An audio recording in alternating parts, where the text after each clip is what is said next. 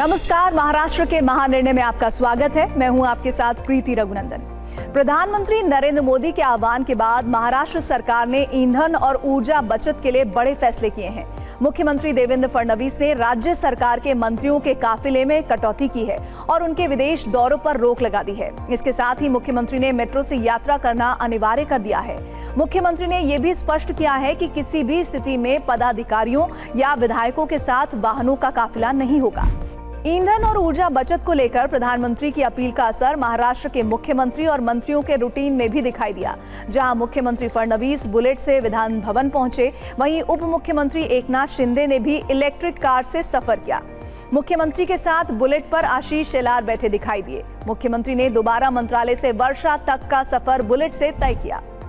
मुख्यमंत्री देवेंद्र फडणवीस के dream project Nagpur airport का अब कायाकल्प होने जा रहा है।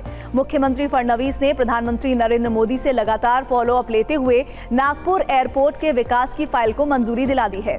नागपुर एयरपोर्ट का विस्तार चरणबद्ध तरीके से किया जाएगा। महाराष्ट्र के मुख्यमंत्री देवेंद्र फडणवीस ने कहा कि महाराष्ट्र वैश्विक अर्थव्यवस्था के अगले युग के लिए पूरी तरह तैयार है और इसके लिए सभी मोर्चों पर प्रयास जारी हैं। नई दिल्ली में भारतीय उद्योग परिसंघ यानी CII द्वारा आयोजित 2 दिवसीय एनुअल बिजनेस समिट 2026 संपन्न हुई।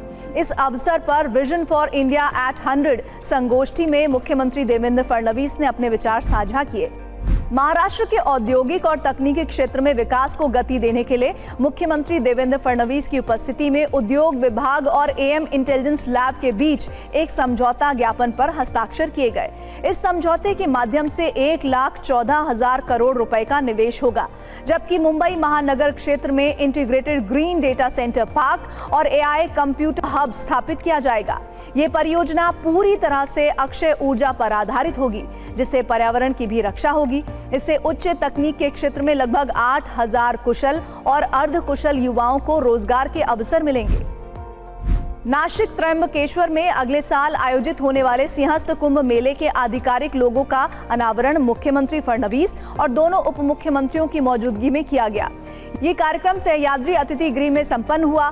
इस लोगों के चयन के लिए कुंभ मेला प्राधिकरण की ओर से एक प्रतियोगिता आयोजित की गई थी, जिसमें 3,000 से अधिक प्रतिभागियों ने हिस्सा लिया। इन प्रतिभागियों में से 3 सर्वश्रेष्ठ विजेताओं को मुख्यमंत्री के हाथों सम्मानित किया गया। इस अवसर पर मुख्यमंत्री ने कहा कि साधु महंतों के मार्गदर्शन में कुंभ मेले का भव्य और दिव्य आयोजन किया जाएगा। मुंबई में जन सेवा कनेक्ट पहल के तहत अंधेरी रेलवे पोस्ट ऑफिस का उद्घाटन केंद्रीय मंत्री ज्योतिरादित्य सिंधिया और मुख्यमंत्री देवेंद्र फडणवीस द्वारा किया गया। इस अवसर पर मुख्यमंत्री ने कहा कि डाक विभाग की सेवा देश के कोने कोने तक पहुंची हुई है। उन्होंने इस बात पर जोर दिया कि डाक विभाग केवल सेवा देने वाला विभाग नहीं है, बल्कि भारतीय सांस्कृतिक व्यवस्था का एक महत्वपूर्ण हिस्सा है। मुख्यमंत्री देवेंद्र फडणवीस ने मुंबई क्लाइमेट वीक के परिणाम और प्रभाव रिपोर्ट का विमोचन किया। रिपोर्ट के विमोचन के दौरान उप मुख्यमंत्री एकनाथ शिंदे और उप मुख्यमंत्री सुनेत्रा पवार सहित अन्य मंत्री और अधिकारी उपस्थित थे। इस अवसर पर यह घोषणा भी की गई कि मुंबई क्लाइमेट वीक के दूसरे संस्करण का आयोजन 22 से 26 फरवरी 2027 के दौरान मुंबई में किया जाएगा। मुख्यमंत्री फडणवीस ने राज्य सरकार और पर्यावरण एवं जलवायु परिवर्तन विभाग की ओर से पूर्ण सहयोग का आश्वासन दिया। पुणे के बारामती तालुका स्थित होल में उप मुख्यमंत्री सुनेत्रा पवार के हाथों 45 मॉडल प्राथमिक केंद्रों का लोकार्पण किया गया। ये मॉडल प्राथमिक केंद्र आधुनिक सुविधाओं, प्रशिक्षित डॉक्टरों, कुशल कर्मचारियों और डिजिटल तकनीक के प्रभावी उपयोग वाले व्यापक स्वास्थ्य केंद्र हैं। इन केंद्रों में मॉड्यूलर ऑपरेशन थिएटर, सुसज्जित प्रसूति गृह और स्वच्छ व मरीज अनुकूल वातावरण जैसी सुविधाएं उपलब्ध कराई गई हैं। इससे ग्रामीण नागरिकों को शहरों के समान स्तर की स्वास्थ्य सेवाएं उनके अपने गांव में ही मिल सकेंगी।